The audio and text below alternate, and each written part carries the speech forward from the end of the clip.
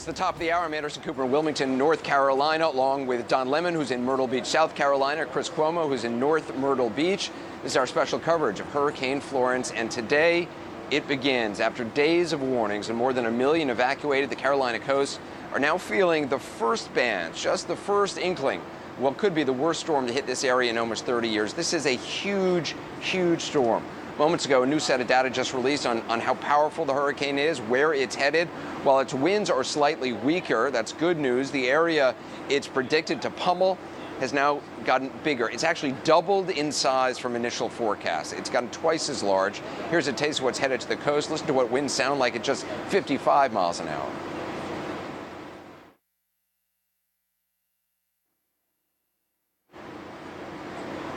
The winds are just one of the storm's triple threats. This area could see a catastrophic storm surge reaching as high as 13 feet. The downpour is expected to be relentless, with one projection estimating 10 trillion gallons of rain will fall before Florence is finished. Just here in Wilmington, they're talking about getting 8 months worth of rain over the next 3 days, and they've already had a lot of rain this year. We're covering Hurricane Florence up and down the coast and inland, as only CNN can, with crews all over these states. But first, let's go to the CNN Weather Center. Our meteorologist, Jennifer Gray. So the National Weather Service, Jennifer, just issued its 2 p.m. Eastern update. What have we learned? The storm is maintaining its intensity. It still has winds over 100 miles per hour, 105, gusts of 125, moving to the northwest at 10. It is expected to slow down, as we've been talking about. And like you mentioned, this storm is very, very big. The winds aren't going to matter as much, knowing if they're 105 or 120, because it's the duration of the storm that makes this one so unique, because structures could withstand 100-mile-per-hour winds if the storm comes and goes. But the fact it's going to sit here for 24 to 36 hours, a lot of structures aren't going to be able to take a beating like that for so long. And that's the scary part about this storm.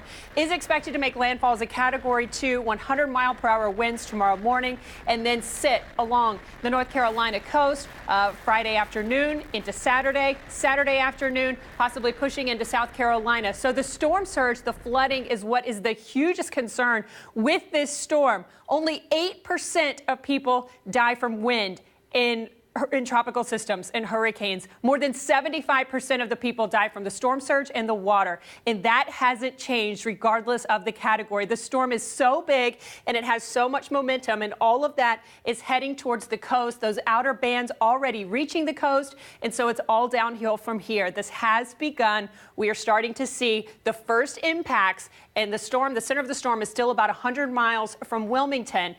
Current wind gusts about 53 miles per hour in Beaufort, and the rain is going to be relentless. 20 to 30 inches of rain expected over the next several days as this storm parks itself. But let me remind you that storm surge is going to be one of the biggest threats with this, because it is going to last through several high tide cycles. The tide is going to come up, and Anderson, the tide won't be able to come back down because the water is continuing to push. And so the storm surge is going to pile on itself over the next 24 to 36 hours. And I was looking at one of the river gauges near where you are, near Wilmington, and it's forecasted to reach a record, as we were talking about earlier, at 24 feet, higher than Floyd. And at that level, many of the roads are going to be impassable. Several of the roads will be under 7 feet of water, and many of the homes in that area will be inundated. And that's one of the biggest fears with this storm. Yeah, I mean, it's unimaginable to think in Wilmington, 8 months worth of rain in just 3 days. I was just talking to the mayor about the effects that's going to have in a lot of different areas. He was talking about, 20, 30, 40 inches of water in some places. I mean, again, it's hard to imagine. Jennifer will continue to check in with you. And Chris, that's one of the big concerns that the mayor here in Wilmington had, and I assume folks there have as well, is people thinking once the storm passes that the worst is over. But with all that water on the ground, I mean, a lot of bad things happen when you got a lot of deep water and you have power lines down. There's no telling how long this water could stay on the ground in some areas. That's an excellent point. It's something that they can't really predict, but they know they have to worry about. Look, you have 3 waves. You have, right now we're in the calm before the storm, right? Florence is going to come. She's going to make her impact felt. You're going to have storm surge that if you want to pan to the left here, it's going to take out the bottom of many of these homes here. They were all gone because of Hugo back in the 80s. Now they're built on stilts. This first level that you see, that's what they're expecting in storm surge. So that wave happens. Now what's the second wave? Duration of rain. As you said, 8 months worth in 3 days. What does that do? It floods everything. That water's being pushed by wind. Now, what's the third level? Water draining from surrounding areas in what's already been a fairly rainy period. And what does that tell you? That's not water anymore. It's toxic soup. It's sewage. It can't be used. It's not drinkable. You can't use it to wash. And they're stuck. So if you've made the decision to stay, you have a problem. And that takes us to the big concern here in North Myrtle Beach, South Carolina. If you can go to the wide shot that we've set up on our house to show what's going on, look at all the people down here, Anderson. They tell us, the local officials, that they believe they're 85% emptied out. And they're saying that these are just the last people. We have seen a lot of people here in a mandatory evacuation zone. And let's be very clear, this isn't a shame campaign. We care about one another in situations like this. There are so many kids, people staying behind because of their pets, or they're elderly, or they're worried about not being able to get back. So there are hundreds of people on this beach right now.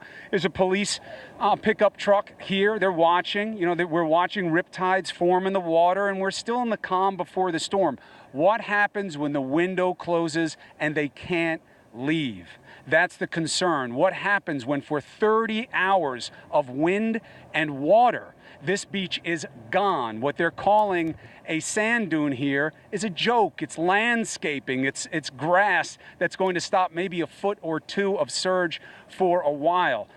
This could get bad quickly and stay that way. And that's why this is a mandatory evacuation zone. They haven't been able to get people to leave. Even mandatory doesn't mean that they can lawfully force you out of your home and community.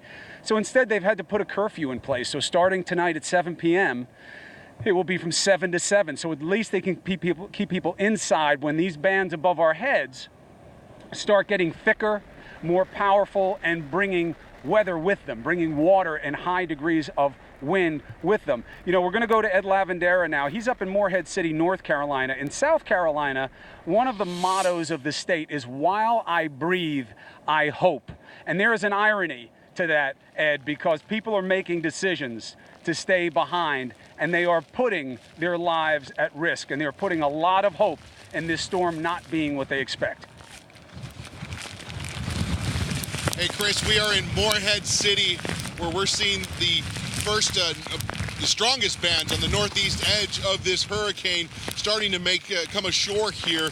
This is Carteret County, who spoke with the emergency director here just a short while ago. And to get to the point you're talking about, he told us that he believes that most people have evacuated from here. We were here a couple of nights ago, and this is an elderly retirement community over here. There was a parking lot was full of buses about 48 hours ago, evacuating elderly folks. One of the concerns here in this particular county, Chris, is that the entire county, very low lying. So they're worried about the winds that we're seeing now, where gusts that we're told have already started reaching up to about 60 miles an hour.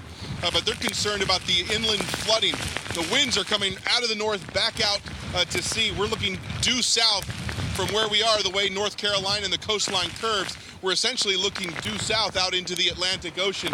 This is the sound between the mainland and the barrier island, which you can't even see anymore. It's just beyond that bank. And since we've been here, Chris, that boat that you see out there, that white boat, has already taken on a great amount of water. That has happened in just a short while, so that boat will be gone. Just beyond that, to the right of it, you see that green boat. There was a water rescue team out here. There had been reports that perhaps there might have been 2 people inside that boat. A water rescue team went out on a small boat, 2-man team went out, and they didn't find anybody there. But that boat has already been blown into that bank just over there on the other side. And this is just the beginning stages of this storm, so a great deal of concern. We have still seen a number of people walking around, driving around. That's one of those gusts that we're talking about, and that is the point here. As these winds sustain at these kinds of levels, eventually all the first responders will be pulled off the streets until those winds die back down again. But, you know, there is still the occasional person that you see driving around. We've seen a number of people walking down the waterfront here, but the conditions quickly deteriorating, and you get a sense of just what the concern here is going to be over the next 2 days. Chris? All right, Ed, look, you know, the first caution, you and I have been through the worst of it together. Be safe, keep the team safe. We're still nowhere in terms of what the worst is that we'll deal with. I'm looking at the radar right now, and Ed is right. We're just starting to see the first bands of weather of this storm. Now, here in North Myrtle Beach, if you were to look at us on a map, it's about 10 miles of coastline between Wilmington and Charleston, South Carolina. And this is like the inside. It's like, you know, the deepest part of a funnel of beach coming in towards the coast. That means we'll get it later here, but as the radar shows, it's going to be bringing more energy with it, and that's concern. Now, we're going to start showing you another area of North Carolina right now that is already seeing flooding, okay? And again, this is because this place is vulnerable. It is spongy. It's had a lot of water already. Look at where we are here, all right? I'm not in this for some kind of fake water effect. I'm showing you this is normal tidal activity, all right? This was just from the high tide. Now we're at low tide. High tide will be back again about 11 o'clock tonight. Look how close I am to the homes. This is the normal tide surge that they have. And I'm only, what, maybe 80 yards from the houses. And there's zero storm surge. There is zero to be concerned about right now. And that's why everybody is predicting that it could be so much more devastating in areas. And that's why it was mandatory evacuation. So we're starting to see just the beginning. We will take you throughout the storm every step of the way, giving people in harm's way information as long as they have the ability to see us, telling you what the first responders are telling us.